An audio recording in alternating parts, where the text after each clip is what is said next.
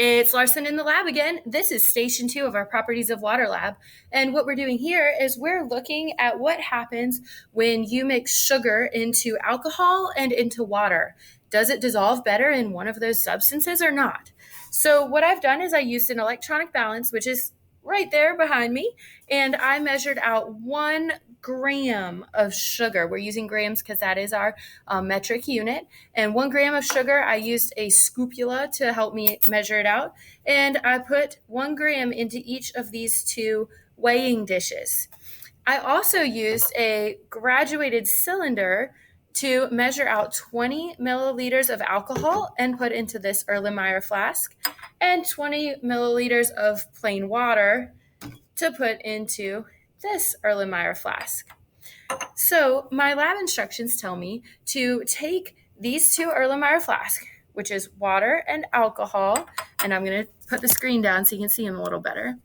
And I'm going to add in 1 gram of sugar to each of them. Then I'm going to start a timer and swirl each of those Erlenmeyer flasks for 30 seconds, and I'll show you the results.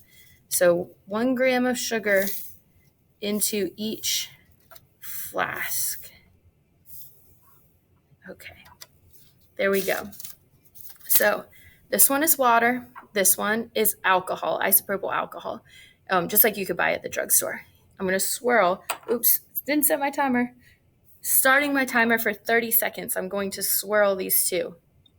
I'm swirling equally as hard on each hand, or as equally as humanly possible.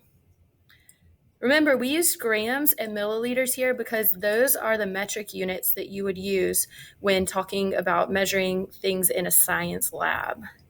We've got 10 seconds left for me to continue swirling. 4, 3, 2, 1. That's been 30 seconds. Okay. I want you to take a look at the difference. Can you see it in here? This is water, and it looks like most of the sugar is all dissolved in my water.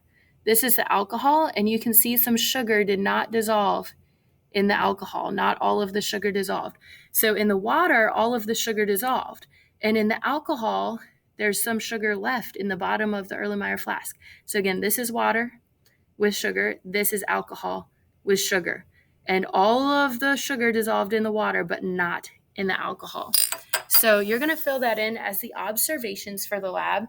You're then going to answer the questions, which liquid dissolved the sugar better, and which property of water explains this result.